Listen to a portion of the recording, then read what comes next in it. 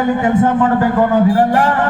ವರ್ಗಾವಣೆ ಅನ್ನೋದು ಅವರಿಗೆ ಸರ್ವೇ ಸಾಮಾನ್ಯವಾಗಿರ್ತಕ್ಕಂಥದ್ದು.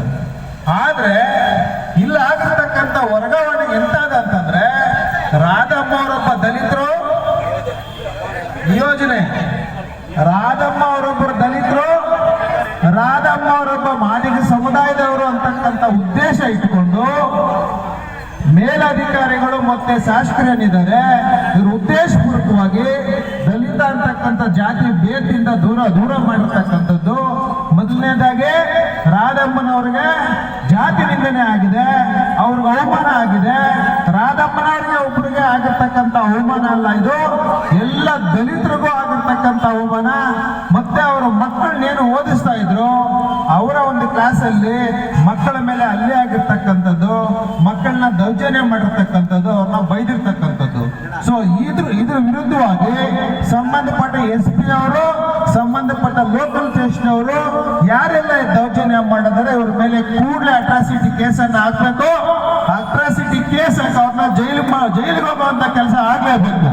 ಯಾಕಂತಂದ್ರೆ ಪದೇ ಪದೇ ಆಗ್ತಾನೈತೆ.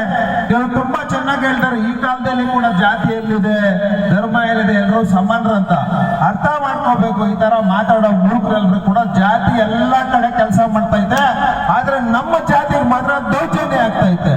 ಇದಕ್ಕೆ ದೌರ್ಜನ್ಯ ಆಗಿರೋದ್ರಿಂದ ದೌರ್ಜನ್ಯ ನಿಷೇಧ ಕಾಯ್ದೆ ಏನಿದೆ ಇದನ್ನ ಕೇಸನ್ನ ಹಾಕಿ ಅವ್ರನ್ನ ಜೈಲಿಗೆ ಕಳಿಸ್ಬೇಕು. ರಾಧಮ್ಮ ಅವ್ರಿಗೆ ನ್ಯಾಯ ಸಿಗ್ಬೇಕು ಅನ್ನೋದು ನಮ್ಮ ಉದ್ದೇಶ. ಇವ್ರ ನ್ಯಾಯ ಸಿಕ್ಕಿಲ್ಲ ಅಂತಂದ್ರೆ ಇವತ್ತು ಶಾಂತಿಯುತ ಪ್ರತಿಭಟನೆ ಆಗ್ತಾ ಇದೆ. ನಾಳೆ ಎಲ್ಲ ರೋಡ್ಗಳಲ್ಲಿ ಕೂಡ ಕೂತು ನಾವು ಹೋರಾಟಗಳನ್ನ ಮಾಡ್ತೀವಿ, ನಾವು ಧರಣಿಗಳನ್ನ ಮಾಡ್ತೀವಿ. ನೀವು ಹಾಕೋ ಕೇಸು, ನಿಮ್ ಲಾಠಿ, ನಿಮ್ ಬೂಟು ನಮ್ಮನ್ನೇನು ಮಾಡಲ್ಲ. ನಾವೆಲ್ಲದಕ್ಕೂ ರೆಡಿ ಆಗಿದ್ದೀವಿ. ನಾವೆಲ್ಲರೂ ಕೂಡ ಸಮುದಾಯದ ಪರ, ಸಂವಿಧಾನದ ಪರ, ರಾಧಮ್ಮನವ್ರ ನ್ಯಾಯ ಸಿಕ್ಕೋ ಪರವಾಗಿ ನ್ಯಾಯದ ಪರ ಇದ್ದೀವಿ ಅಂತ ಹೇಳಿ ಸಂದರ್ಭದಲ್ಲಿ ಬಯಸ್ತೀವಿ. ನಮಸ್ಕಾರ, ಜೈ ಭೀಮ್. ಬಂಧುಗಳೇ, ಇವತ್ತು DDPI ಅವರು ಇಲ್ಲಿ ಬಂದು ನಿಂತಿದ್ದಾರೆ. DDPI ಅವರು ಬಂದು ನಿಂತಿದ್ದಾರೆ. DDPI ಅವರು ಈ ಸಭೆಯನ್ನ ಕುರಿತು ಮಾತನಾಡಬೇಕು. ಏನು ರಾಧಮ್ಮನಿಗೆ ಅನ್ಯಾಯ ಆಗಿದೆ, ಅನ್ಯಾಯ ಮಾಡಿದಂತ BOನ ಇಲ್ಲಿಂದ ನೀವು ಎತ್ತಂಗಡಿ ಮಾಡಬೇಕು. ಜೈ ಜೈ ಜೈ ಜೈ ಜೈ. ದಲಿತ ವಿರೋಧಿ DDPIಗೆ, ದಲಿತ ವಿರೋಧಿ ಶಿಕ್ಷಣ ಇಲಾಖೆಗೆ, ದಲಿತ ವಿರೋಧಿ ಶಿಕ್ಷಣ ಇಲಾಖೆಗೆ, MLA ಬೂಟು ನಕ್ಕುವ ಅಧಿಕಾರಿಗಳಿಗೆ, ಸಂವಿಧಾನ ವಿರೋಧಿ ಅಧಿಕಾರಿಗಳಿಗೆ ಬೇಕೇ ಬೇಕು, ಬೇಕೇ ಬೇಕು.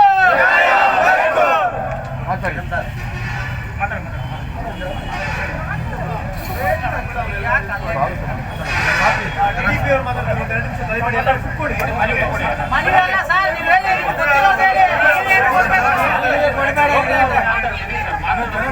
ನಿಮ್ಗೆ ಮಾಹಿತಿ ಇಲ್ವಾ ಸರ್?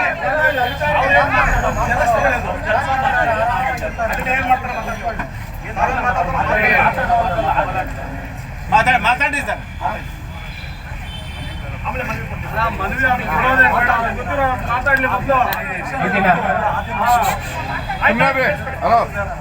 ಸುಮ್ಮನೆ ಎಲ್ಲರೂ ಸುಮ್ಮನೆ 2 ನಿಮಿಷ.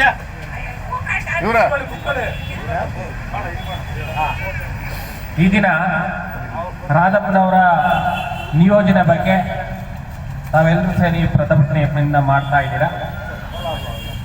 ಕಾರಣ ಅವರನ್ನು ನಿಯೋಜನೆ ಮಾಡಿದ್ದೀನಿ.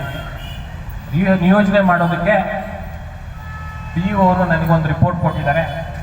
ಆ ಆಧಾರದ ಮೇಲೆ BO ರಿಪೋರ್ಟ್ ಕೊಟ್ಟರು ಅಂತ ಅಂದ್ಬಿಟ್ಟು ಆ ಬೇಸಿನ ಮೇಲೆ ಮಾಡಿಲ್ಲ. ಅದ್ರ ಜೊತೆಗೆ ಒಬ್ಬರು ಎಜುಕೇಷನ್ ಆಫೀಸರು, ಒಬ್ಬರು ಹೈಸ್ಕೂಲ್ ಹೆಡ್ ಮಾಸ್ಟರು ಮತ್ತು ಮಾಲೂರು ತಾಲೂಕಿನ BO 3 ಜನರು ಸೇರಿ ಆ ಶಿಕ್ಷಕಿಯ ಕರ್ತವ್ಯದ ಬಗ್ಗೆ ನನಗೇನು ವರದಿಯನ್ನು ಕೊಟ್ಟಿದ್ದಾರೆ. ಆ ಆಧಾರದ ಮೇಲೆ ನಿಯೋಜನೆ ಮಾಡಿದ್ದೀನಿ. ನಿಯೋಜನೆ ಮಾಡಿದ್ದೀನಿ ಹೊರತು ಅವ್ರ ಮೇಲೇನು ಬೇರೆ ರೀತಿಯಾದಂತಹ ಶಿಸ್ತಿನ ಪ್ರಕರಣ ಏನು ತಗೊಂಡಿಲ್ಲ. ಶಾಲೆ ಶಾಂತಿಯುತವಾಗಿರಬೇಕು, ಕೆಲಸ ಕಾರ್ಯಗಳು ಚೆನ್ನಾಗಿ ನಡೀಬೇಕು, ಶಾಲೆಯಲ್ಲಿ ಗೊಂದಲಗಳಾಗಬಾರ್ದು ಅಂತ ಅಂದ್ಬಿಟ್ಟು ತಾವೆಲ್ಲ ಏನು ಇವತ್ತು ಮನವಿ ಕೊಡ್ತಿದ್ದೀರಾ ಅದನ್ನು ಇನ್ನೊಂದ್ಸತಿ ಪರಿಶೀಲಿಸ್ತೀನಿ. ನಾನು ಈ ವಾರದಲ್ಲಿ ಇನ್ನೊಂದು ಟೀಮ್ ಕಳಿಸ್ಕೊಡ್ತೀನಿ, ವೆರಿಫೈ ಮಾಡ್ತೀನಿ.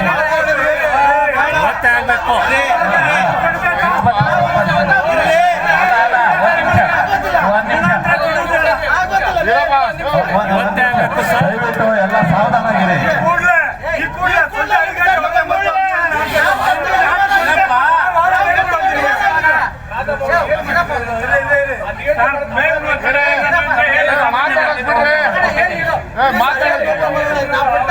ದಯವಿಟ್ಟು ಮುಖಂಡರು ಸಾವಧಾನವಾಗಿರ್ಬೇಕು.